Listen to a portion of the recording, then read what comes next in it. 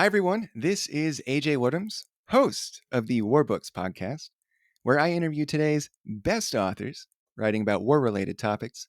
Today, I am really excited to have on the show Scott McGaugh for his new book, Brotherhood of the Flying Coffin, The Glider Pilots of World War II.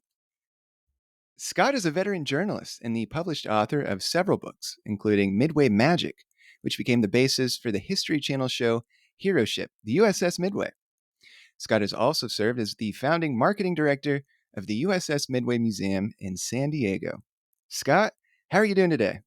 Doing very well. I'm in San Diego. How bad can it be? It's gorgeous here, and thank you for the opportunity to share a little bit about this slice of the greatest generation. Yeah, absolutely. And, to be honest, Scott, I thought that everything that could be written about World War II had been written until I came across your book, Right. and which was really enjoyable. So, the glider pilots of World War II, I'll be honest, I didn't even know there were gliders in World War II. So this is such a fascinating topic Yeah. for me. I guess kind of first off, why did you write this book? Well, I guess I've settled kind of on a description, AG, a little bit about many of the books I write. I'm fascinated by battlefield heroes who I want to have over for dinner, who I just want to get to know better and become friends with. And that's kind of become the unifying theme of the different stories that I have found, whose legacies I think need to be preserved. And certainly glider pilots is one of them. Actually, I was like you. I had never heard of the word glider in the same sentence as World War II. But in a previous book, Honor Before Glory, about a Japanese American unit rescue mission, there was a brief mention of one unit, one portion of that unit was not available because they had been flown into France on gliders. And I literally wrote down the word glider and kept working on that book and got it published and so on, and came back to the word glider. And lo and behold, I discovered this legacy that's just extraordinary. And to your point, largely unrecognized and even unknown. And hopefully you and I can help correct that today. Yeah, absolutely. Do you find that most people don't know about the gliders? I mean, certainly if you didn't. No one does, except a very small group. And I don't want to oversimplify it, but by and large, it's family members of the glider pilots who are aware of grandpa or great grandpa, if you will, sometimes. And many of them are very passionate about what grandpa or dad did in the war and how he contributed to the war. Some of them are extraordinarily dedicated, thank God, for uh, preserving their legacies, their personal records, their letters, their diaries, and so on. But I think for most people, certainly us civilians, and even World War II fans and academics in some respects, it is largely unknown. Yeah, well, let's just talk about gliders real quick. What was the purpose of the glider in World War II? What was the tactical advantage? Which countries were using gliders? Basically, by the time we got ready to invade the European theater of operation, obviously the Germans had been dug in for several years. So it was going to be amphibious landings by and large. The whole notion of paratroopers being flown in 5, 10, 15 miles behind the front lines in a strategy called vertical envelopment, attack from the beach and attack from the rear. Get troops to the rear, behind the front lines, prevent reinforcements from coming forward, seizing key access routes, roads, causeways, that sort of thing, and really attack the enemy, the Germans, from both sides. Well, paratroopers generally were only going to carry about a day or two's worth of supplies. So, how were you going to supply them? Fundamentally, it was by parachute, and equally important, even more so, were by gliders. So, gliders, to a certain extent, were the reinforcements, the suppliers of the paratroopers aspect of these invasions at Normandy and crossing the Rhine River and southern France and so on. So the glider pilots delivered medical personnel, communications personnel, glider infantry, fuel, weapons, ordnance. All those things were critical to any given, say, D-Day at Normandy. So vertical envelopment made possible in large part by the glider pilots together with the paratroopers. And it was so not just America using gliders, it was Yes. Britain you write about. Were other countries using gliders? Yes, Britain had a glider program in advance of the states. America was late to the party, which we can get into a little bit, but later. But yes, they had developed Britain a glider called the Horsa, larger than what the American glider had, made of plywood. The American glider was made of reinforced fabric over a tubular steel frame. Germany had gliders, had a very robust glider training program throughout the 30s, but discovered despite one successful raid early in the war before we got involved, following a situation in Crete was such a disaster that Hitler basically turned away from glider warfare because of the losses on one particular day. So it didn't remain a key element of the German model of warfare, while it grew relatively quickly from scratch for the States and for Britain. Well, I suppose the reason that a glider is used is because a lot of these supplies you can't parachute the supplies in, correct? Yeah, exactly. These gliders weighed about 3,700 pounds and carried almost the same amount of weight in terms of cargo, or 13 infantrymen, glider infantry. Yeah.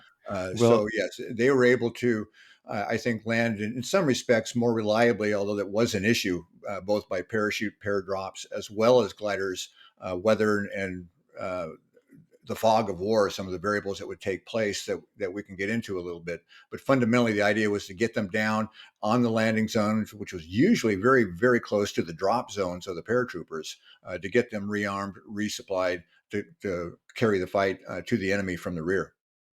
right. And well, the with a title like Brotherhood of the Flying Coffin, one immediately assumes that it's not the safest No. assignment that that you can have. Real quick, could you very helpfully include photographs in your book of what a glider looks like? Could you Hmm. just describe for the audience, a typical World War II glider? How big was it? You just did a Sure. little bit, but what did it look like? What was it made from? The wingspan was about 88 feet. The length was about 48 feet, basically the size of a B 25 bomber. So these were good size aircraft. They weren't small little hobby gliders by any stretch. Yeah, they're They were big. large enough again to carry almost 2 tons of supplies or payload, 13 men in the back. They were made of fabric. They were squarish in general shape, made of this reinforced fabric around a hollow steel tube frame. It had a reinforced plywood floor of 5,000 pieces that was designed in a honeycomb way to be able to carry a small Jeep or withstand the weight of a trailer or the ordnance and so on. What made them remarkable to me, one aspect is once they released, these brave men flew them down, generally in broad circles, tighter, tighter, tighter, like around a drain, until they finally got to where they were headed for in a given field. And once they landed, they skidded to a stop, generally in farm fields and pastures. The front cockpit literally opened upwards, it was hinged. And the cockpit was all plexiglass. These guys were exposed on three sides through plexiglass to enemy fire. But once they landed, they were then able to lift the cockpit by hinges upwards and unload the cargo out the front of the aircraft. Now, if they were carrying infantry, there was a couple of doors on the sides and they could go out the side. But basically, it was a long rectangular aircraft made of reinforced fabric that would largely, generally slide to a stop in the middle of the enemy territory. Without ever having seen a glider function, and I can kind of imagine what some of the dangers of an aircraft like this are. But what are some of the things that make this a really dangerous operation? Well, I think a large part is just the fact that they had very little time and no, almost no evasive capability. Once they were released over the landing zone, they had one job, and that was almost to go straight down, if you will, figuratively speaking, to get on the ground. And when you, a lot of times I had not seen before until I did some of the research, but when I went to some of these battlefields, landing zones to do some research and actually saw the size of the shrapnel that I saw on the battlefield and imagine what this would have been like to be, you know, ripping Is that through. shrapnel that you're holding up, right Yes, I now? am. Yeah, that's a Okay, piece the size of my palm of my hand. When it okay. breaks, it literally is knife. You could shave with this, just Alright. naturally or designed to break. Think Mm. about this going at 3,000 feet a second through a tent, and you're sitting there on a plywood bench hoping to get down and get out alive. Glider pilots wrote about the sound of popcorn popping, the enemy small arms fire ripping through these fuselages. So it was an extremely dangerous, almost largely defenseless, both for the passengers and the glider pilots. Their job was, again, to get on the ground, immediately surrounded. They almost never landed in a pasture that wasn't in enemy territory, at least very nearby. And their job was to unload and take the fight, do what they could accordingly. So it really, when you think about it, and these were all volunteers, AJ, these were young men who volunteered for a mission, a role in the war. And what I think is just amazing to me, they volunteered for an aircraft that had not yet been invented at the time of Pearl Harbor. Literally, these aircraft, the specs, the design, their capabilities, how to fly them, and so on, literally was being invented as they were being trained for an unknown aircraft. And yet, by the end of the war, they had really forged a remarkable legacy in European theater of operations. Yeah, well, let's talk about some of the pilots, which this is the heart of the story. Yes. First, how many pilots, how many glider pilots were there, throughout the whole war? And then what were the types of people who became glider pilots? About at one point, they had 10,000 pilots in the training pipeline. That ended up being more than what actually saw combat. Personnel records are kind of hard to sort from my research, but as best as I can determine, between three and perhaps 4,000 glider pilots saw duty uh, in Europe. About 13,000 gliders were manufactured. Most of those were used in training in Europe as well as in Europe. So this was a very small slice, relatively small slice of the American presence. 2 million men were in Europe at the time of when peace finally came.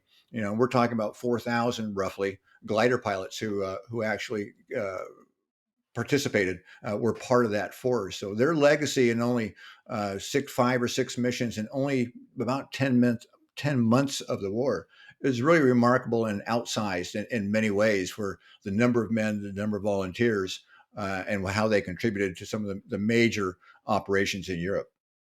And so, like, was there a typical background for a glider pilot? Oh, Were they, talk about the types of people who became glider pilots? yeah, yes. Uh, they had a mixed reputation in some ways. If there was one thing that united all of them and everything that I researched for several years is a love of flying. So many of these young men loved flying in high school. Some of them had built their own gliders to be towed behind 1935 Ford cars, that sort of thing. Many of them had wanted to be fighter pilots or bomber pilots, and either those schools, those training pipelines were already filled, or maybe they couldn't meet the eyesight qualifications or something along those lines. And when this program came along about a year after the war started, it gave them an opportunity to serve their country in the air, which is almost what all of them wanted to do. Some of them had a reputation for being rapscallions. Sometimes they were men who were just not happy in the duty station they had, and this was an opportunity to get out of Puerto Rico and do something fun and daring, and scratch their itch for a love of flying. We can get into this here in a minute, but it was a unique element of this part of the war that these men, once they landed and reported to their glider officer in combat, their primary mission after that was to hitchhike back to base, get back to their base in France or England any way they could. And sometimes some guys might take a few extra days, a little sightseeing on their way back to England or whatever, and that did give glider pilots in some quarters a little bit of a mixed reputation from that. Rapscallions was a word that I heard at one point or read at one point. But thinking about it for a moment, here's an excerpt a training officer of glider pilots in the States. He later wrote, there was an increased VD rate, ill advised marriages, poor money management, too many hot checks, and run ins with civil authorities. And this was in the States. I thought glider pilots only needed to see lightning, hear thunder, and have two natural teeth. But in reality, they were some of the finest officers I ever served with. That pretty well, in a graphic How way, about that? sums it up in terms of these guys being, some of them being quite characters, but they were all dedicated. They were all volunteers for these impossible missions. And that's the most important thing. Yeah, absolutely. And the different people that you profile in the book, Mm-hmm. you really get a real sense, I think, that I mean, one, they, as you just said, some very colorful people, but to be in a plane that's got no engine, and you basically are, if you want to call it this, crash landing every time that you fly it, there's got to be a lot of heroism there, a lot of selflessness. Talk about some of the people that you chronicle. Maybe just like give us a couple of them. Tell us their stories and their backgrounds and what led them to become glider pilots. It's interesting you asked that. They really, there's some common themes that really, I think, spread across many of them, as much as individual. Many of the young men who volunteered, they weren't yet in the military in 1941, 1942, or they were about to be drafted and decided to volunteer. And then learned of this brand new program that they were inventing in the States, at that time. So a lot of these guys, a year earlier, they were in high school, or they were clearing brush at a logging camp in a job that their father had gotten for them, or they were walking behind mules in Georgia, plowing cotton fields through the clay. Seemed like a lot of them came from Texas for some reason, more often than not. Most of them didn't really have a direction in life, I would think, from what I read. Of course, the war changed everything at that point. So these were young men just simply looking to make a difference. And they had that love of flying, and that took them in a particular direction. Some of them were married. A number of them were married with wives and children back home. But I'm sure you've seen this phrase many times when it comes to World War II. I've got a job to do. I'm just doing my job. My life will resume once this thing is over. Was kind of a common thing. And to go a little bit beyond your question, what really struck me about them is the amount of trust, training, and teamwork they had in each other. That when you fight in the war, in all my research, oftentimes you're not fighting ideology. You're fighting to survive, to achieve an objective, to take care of your buddy next to you, and you're trusting the buddy next to you to take care of you.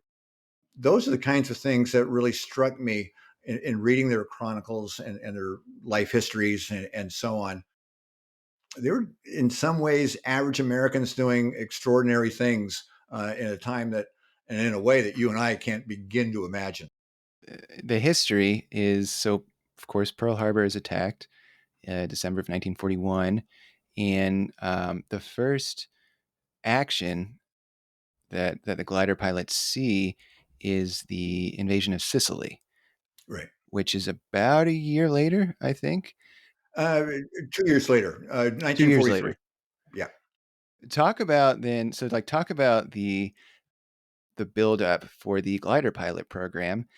How were they manufactured, the gliders? How did this idea even get into the minds of the U.S. Air Force leadership? Yes. You're referring to General Hap Arnold, Yes, who had five commanding heart officer. attacks, I learned from your book. Yes, yeah, he was not a well man. He died not too many years after World War II here in Yeah. California. He had heart trouble. It was his idea, his concept. I'm sure others contributed to it. Again, this whole notion of vertical envelopment and how were we going to breach Europe at that point, a year or two later. It was a very rushed program. He ordered it, the design in early 1942. Simplistically, it took about a year to settle on a final design. And then, of quickly recruit manufacturers. Uh, None of them had ever built a glider because a glider never had existed before. The quality of the manufacturing as a result was horrific in the early days. Wholly unqualified manufacturers and subcontractors were building parts. Literally, wings fell off in flight. One time, an instructor was leaning against the wing on the ground talking to his students, and it fell off. I can't imagine what kind of confidence that instilled or destroyed amongst these students. Some of the subcontractors, Steinway Pianos, Heinz Ketchup Company, a casket manufacturer. I can imagine what that must have. I hope the students didn't know that a casket manufacturer was making some of the key couplings from that standpoint. So these guys were literally they were inventing the training program as they went. They were training for an aircraft that didn't exist. So how do you train for that? Well, they had to use sailplanes in the beginning until some of these gliders finally came off the assembly lines. Well, sailplanes are all designed to do one thing: stay up in the air, and they were being trained to do just the opposite: get on the ground as quickly as possible. It seems like a bass backwards way to train for war, and yet that's all they had available. So, on one hand, they're struggling to build reliable aircraft that would do the job. At the same time, they were changing the training program and the entrance requirements because at one point they were too strict and they weren't getting enough volunteers. Then they became too loose. They had too many volunteers and no gliders. So it was really, I don't want to call it haphazard, but they were test pilots in some ways, tactically and operationally and training wise, literally being revised and updated from one mission to the next, beginning with their training in 1942, leading up to the first use of American gliders in Sicily in July of 43. And so what is the training in America? How does the training take place? Well, the training began really got its sea legs to mix metaphors once gliders were available to be used and the C-47s were available, some enough C-47s were available. There were temporary training facilities all over the country, from Minnesota to the California desert, ultimately consolidated to a large extent in Lubbock, Texas, which today that city is very proud of its legacy and its contribution with a glider, the only glider museum in the country. Uh, they get a lot of credit for this book even existing. So they were training everything from how to fly a glider, how to tow, how to be towed by a glider. There's a lot of technique involved. It's not just getting in and sitting there by any stretch. They're actually flying the gliders behind these aircraft. They're being towed by a 1-inch nylon rope, about a football field behind the C-47. The C-47 pilots, they had to be trained, and no one had towed gliders before. These C-47s were basically commercial DC-3s modified. So everyone was learning on the job, literally from one mission, from one training session to the next, how to build them, how to equip them, how to get up off the ground from a takeoff standpoint, release, how to deal with the weather, getting it down onto the ground with hopefully without tearing them up too much. There was an idea that these would be could largely be reusable in combat. It turned out that wasn't the case. And obviously, most of the training in the States, they were landing back on runways for reuse and so on. But perhaps the thing, AJ, that strikes me the most was these guys were training in very, very unsafe aircraft prototypes that were being rushed through production as best they could. The contractors that the government hired were just extraordinary when looking back. One outfit that got a contract to build these gliders uh, built a prototype in a dry cleaning shop in Florida that didn't work well. It didn't end well. Another one tried to build them under a circus tent until a hurricane came along and blew them all away. There was really only one primary manufacturer that really was able to deliver quality gliders within budget, and that was Ford Motor Company. Not too surprising. They know how to build on assembly lines, and they converted a station wagon plant into a glider plant, and ultimately produced more of these gliders than any other contractor. But it was a crazy time in the States trying to invent a new concept of aviation while the war raged. Well, let's talk about that first invasion into Sicily. Yeah. Talk about I guess first it should be noted too. I don't know why, but in my mind, when I first started reading the book, when I thought about a glider, gliders going to action, I thought maybe like three or four that are getting towed in. But it should be noted, there's hundreds of these Oh, gliders yeah. Yeah. that are being towed in. Yes. Talk about Sicily. Talk about how these gliders, how this invasion went, and there were some complications. Talk about some of the complications for that first time. Uh, this was the maiden flight, the maiden use of gliders in July of 1943. Everything that could go wrong went wrong. It was primarily a British invasion from the standpoint of the aerial side, and yet the Brits did not have enough gliders and tow pilots. They didn't have enough time to train. So, at relatively the last minute, it was only a few months before the invasion, volunteer American glider pilots arrived with C-47 crews. They did not have any combat experience. There was so little time they weren't able to rehearse properly. At the last minute, Field Marshal or General at that time, Montgomery, changed it to a night mission. So literally, this relatively small group of pilots to support the invasion at Sicily had to fly through the night, through a storm, across the Mediterranean from Africa to Sicily, over the Allied fleet that had miscommunications and began firing on its own gliders as they passed overhead. It was a disaster by every stretch of the imagination. Far too many of them were released too far from shore, with the enemy fire up ahead, guaranteeing them they would not make it to shore. They landed in the water. By the next morning, something like half a dozen gliders of the original group were able to make land. All the others were in the ocean. 600 men were lost by sunrise, half by drowning.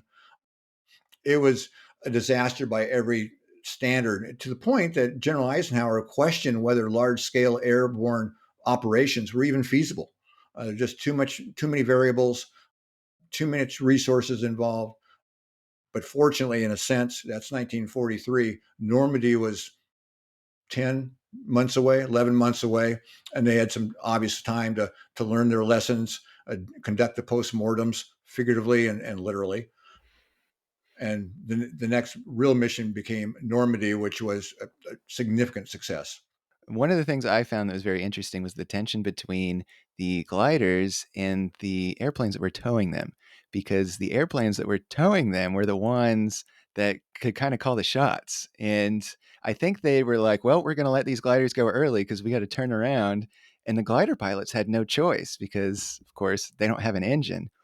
And there's a part in your story where the tow aircraft decides that they're just going to start dropping the gliders, and the gliders don't even make it to their landing zone. They have to crash land in the ocean.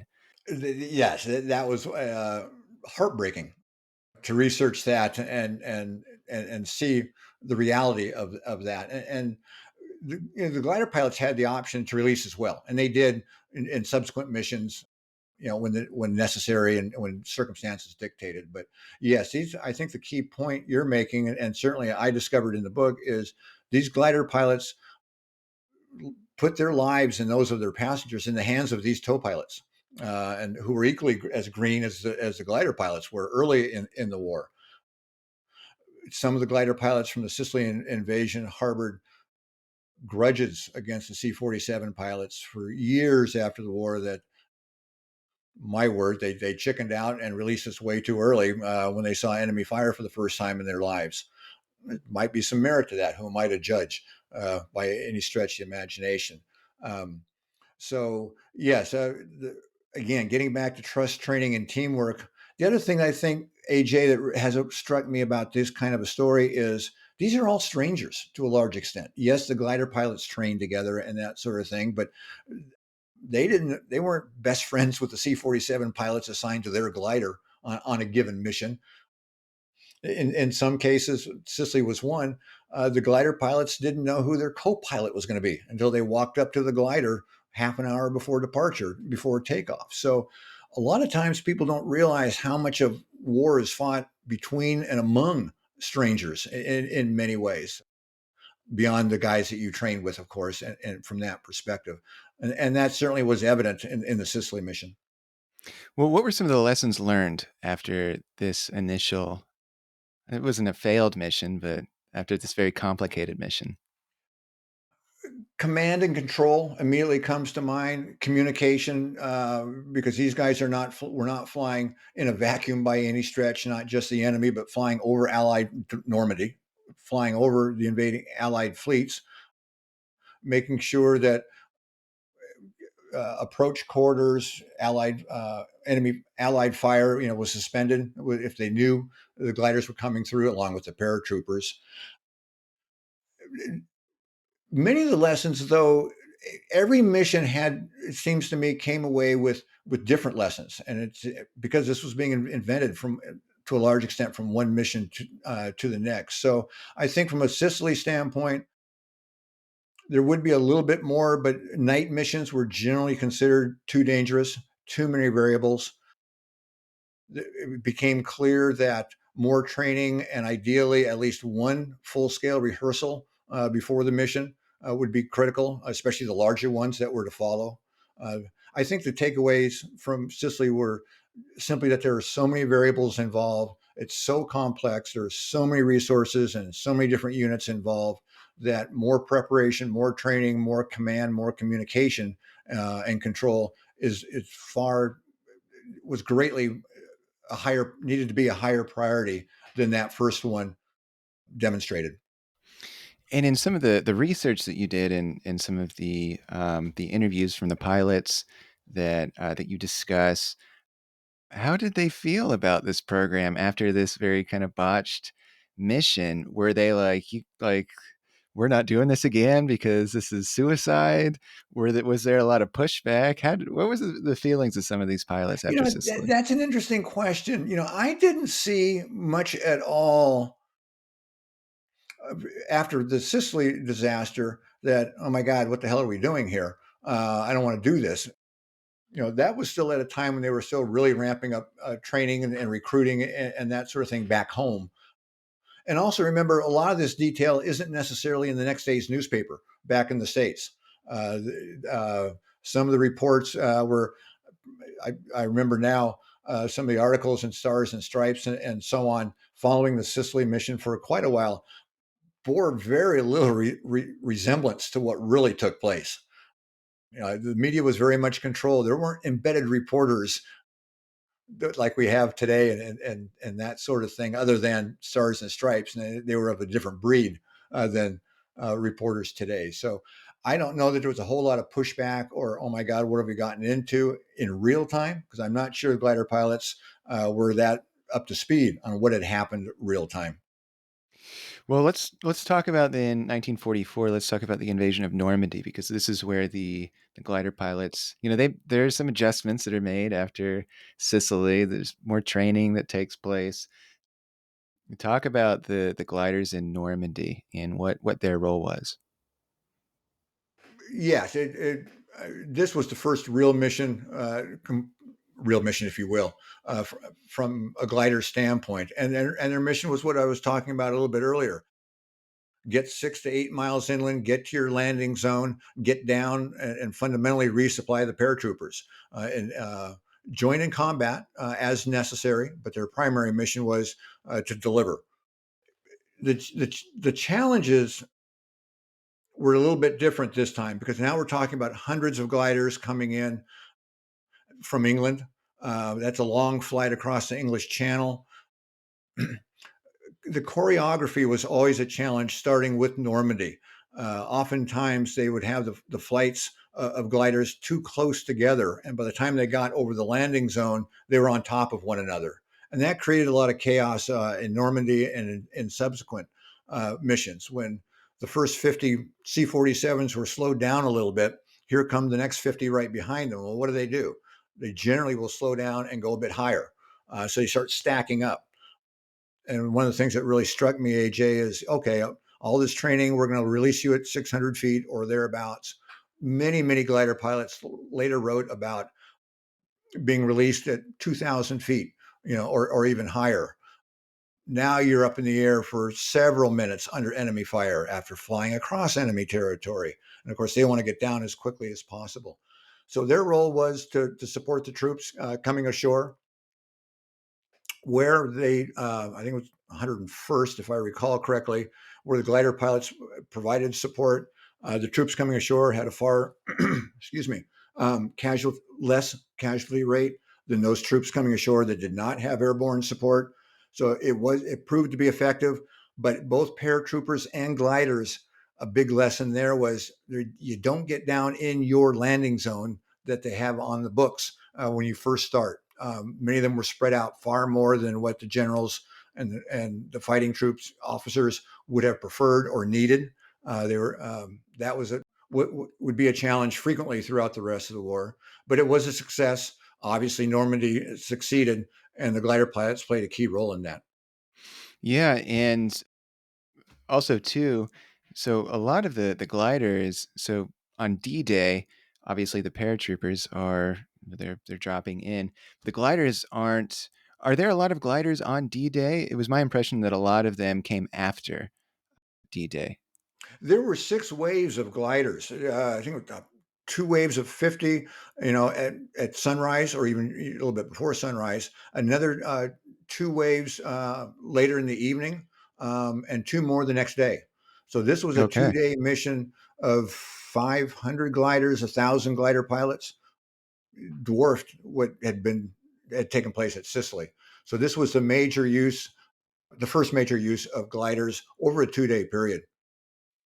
And so in what ways did the glider program, how is it successful now? How had things improved, and what were the contributions that these pilots made?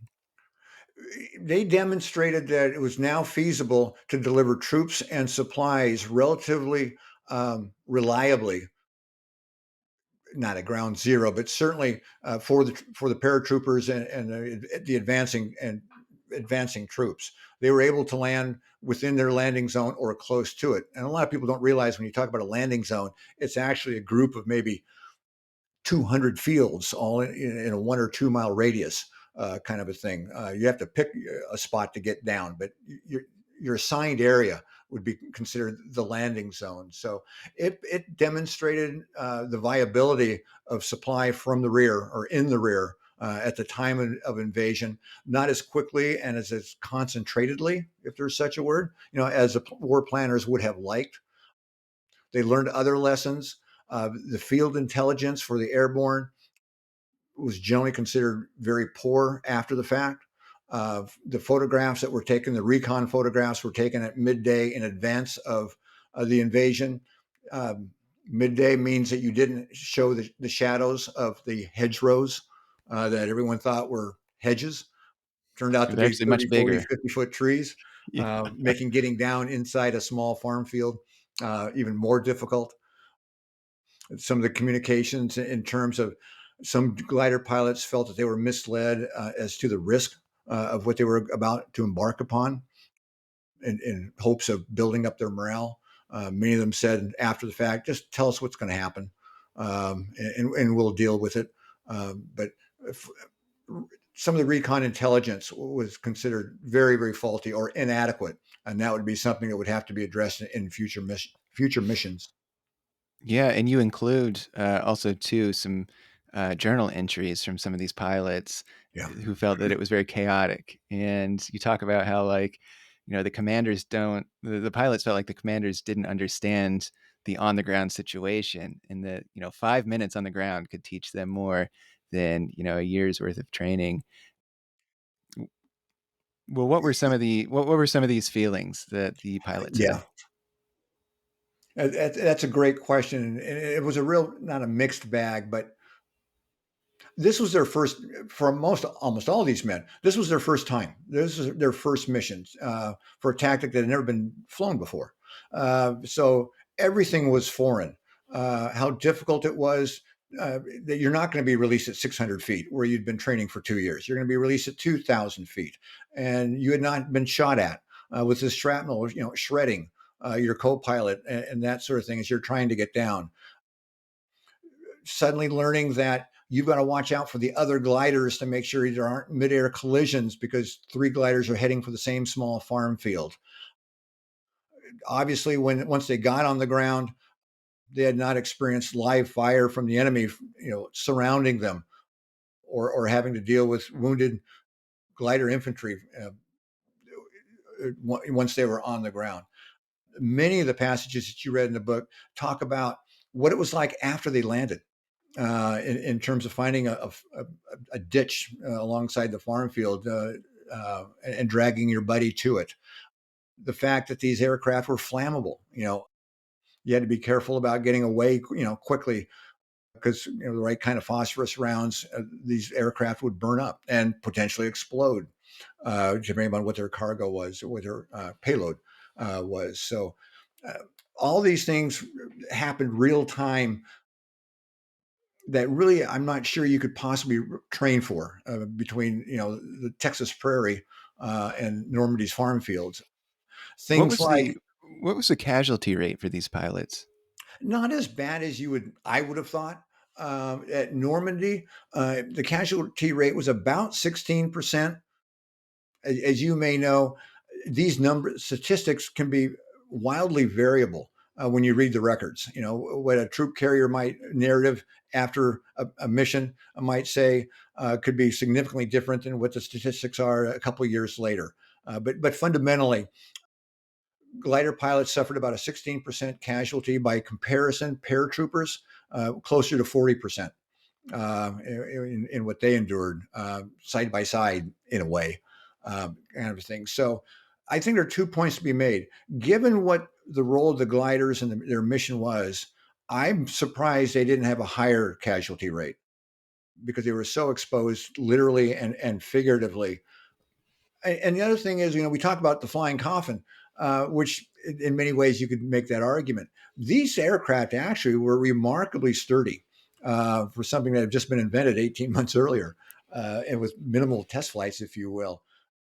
They came in hot and heavy, and they were able to get them down. Yes, there was damage, and sometimes they couldn't open the cockpit to get everybody or everything out, as they would hope they could do from a training standpoint.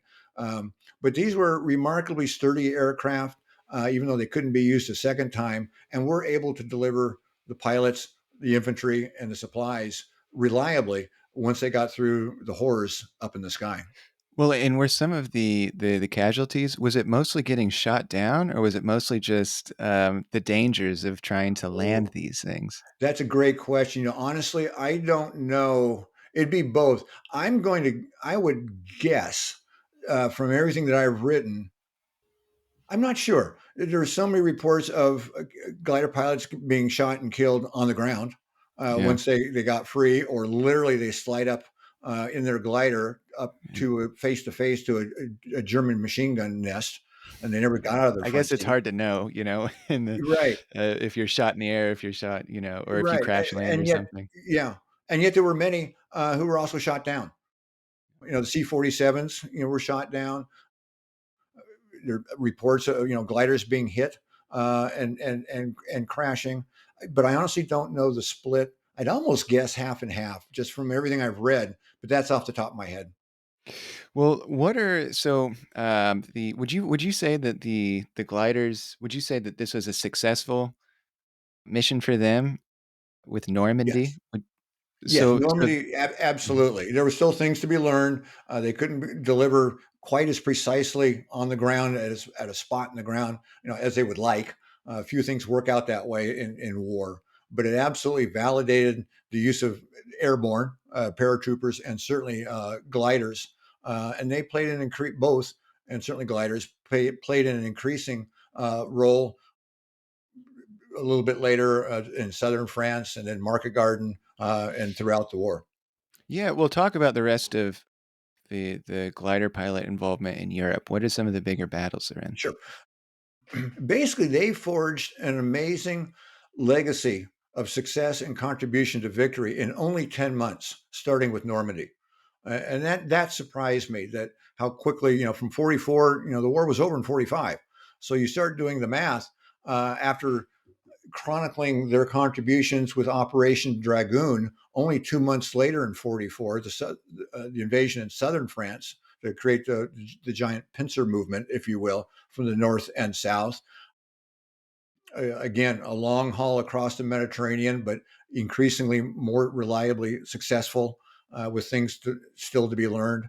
Um, that's August of '44.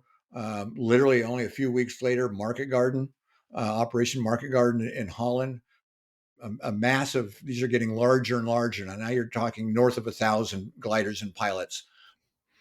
See, that's so And incredible. How do 1,000 gliders, how do they land? How does it well, logistically, exactly. it just blows my mind. Exactly. And a lot of the reports from the glider pilots that you read, I don't want to say it's more so, but a big share of what they recount is the chaos in the sky. That, we're laid out over target because the other guy's in front of us, or whatever the case might be, or we were stacked up and now I'm at 2,500 feet and my C-47 guy releases me. And now I've got, a mile and a half a mile to get down through enemy fire, avoiding midair collisions. There's a field over there that's got vegetation in it and great fields, but the only thing I have left, I can't stay up. I have to get down. I'm dropping literally. So it's remarkable to think about, for all the training and planning, when you're being towed for 3 or 4 hours, hundreds, if not thousands of miles. It's not very, you can't stay choreographed by the time you get across enemy territory and land in enemy territory. From something like 23 bases, Market Garden, just the planning ahead of time, it has Yeah. to be a house of cards. And I think too, and just, kind of thinking about logistics, also, you're a glider pilot, and I think this is also just crazy. You're a glider pilot and you're literally crash landing this glider in this very dangerous circumstance. There's tons of other gliders. Your heart's probably pounding, you're probably Oh, breaking sure. a sweat, and then you get on the ground and you're like, "Oh, thank God I just survived." And then Yep. you just walk back and you're like, "Well, I guess I got to do this again." Yeah. And And how often did these pilots just keep landing like this? with the five major missions, there were a few pilots that, I think a couple did them all. I saw several who ultimately flew all the four major missions. Some flew only one. Their squad troop carrier group wasn't assigned again for any number of reasons. I would say the vast majority flew two, maybe three of the major missions, typically out of England. But you're right. A lot of what they write about and what they shared with their families and in their diaries, was certainly the horror of the fighting on the ground. And then, once things settled to some extent, they might have assignments of guarding prisoners or support elements, some combat training, of course, because they were infantry to a certain extent at these. When they landed though, they didn't grab a gun and go to the, join everybody at the front though, correct? Well, they're behind the front. They're in enemy territory and they're surrounded. They're taking enemy fire, literally, as they're climbing, generally speaking, climbing out of their cockpits. And they've got weapons with them, small arms, and they're returning fire. Oftentimes, many, many times, they were returning fire just to get from the glider to cover, to a row of bushes, or trees or whatever. They would then report to a designated glider pilot officer, and they might fight for a day or two, depending on the circumstances. Some of them remained on the battlefield for several weeks before they finally were able to get back to the channel or whatever it might be and get back to their bases. So there was more of a combat element, I think, than perhaps the war planners initially anticipated. I can't prove that. But yeah, these guys engaged in combat just in the course of landing, much less for a day or two. Market Garden, they were put on the front lines. 300 of them were drafted, ordered to take a post for 2 nights, 2 days on the front line because of tactical situations on the ground at that time. So they were more involved with combat than perhaps they were initially trained to be or anticipated to be. But again, that's the reality of war when you're in enemy territory. Well, I mean, let's wrap up, I guess, in Europe because the war ends quickly. But the story of the glider pilot program doesn't end in Europe because then, of course, we're fighting Japan. How does that? How does the transition from Europe to Japan work for our glider pilots? Well, near the end of Europe, they were beginning, the basics, rudiments were being put together for training for the use of gliders in Japan. And the fundamental challenge was based on what we've learned about landing in 200-acre farm fields in Europe, how do we land in rice paddies in Japan? A whole different concept in terms of how do you land? And these are small rice paddies. How do we literally blow up the glider because we can't drag it away? There's not enough room for the next glider to come in and land on these tiny little rice paddies. So that training was taking place in anticipation of the invasion of Japan. And of course, Hiroshima and Nagasaki changed all that. So there were pilots that had already received orders to begin training for the Pacific, the invasion of Japan. Obviously, that didn't take place, and peace came to the world in 1945. From there, gliders were already considered in many ways obsolete. Um, while they contributed and the pilots so much to victory in Europe, clearly the resources involved, some of the challenges of reliably getting on the ground and so on were significant. Also, a new technology had come along late in World War II, something called the helicopter, which wasn't as dependent on weather and another aircraft and all those kinds of things. Payloads were minuscule at that time, but nonetheless, certainly was validated in Korea and beyond. So within a year or Was the two, glider ever used again after World War II? just in some commercial attempts in post-war, training, some exercises up in Canada, supplying some troops that were on winter long training exercises, but fundamentally, no. They didn't prove to be viable from a commercial aircraft standpoint, although some attempts were made. The military technology had moved on from the idea of towing gliders into enemy territory. So they were declared obsolete fairly quickly. Surplus gliders were sold. These were huge. It took 5 huge crates made of grade A lumber to ship them to Europe. They were sold as surplus, $75. Now it was Oh, $1945, but $75, and you could be the owner of a World War II glider. The reality is, most people were buying the gliders for the lumber of the shipping crates. Something like 10,000 board feet of lumber to get a glider from the manufacturing plant from Ford to England.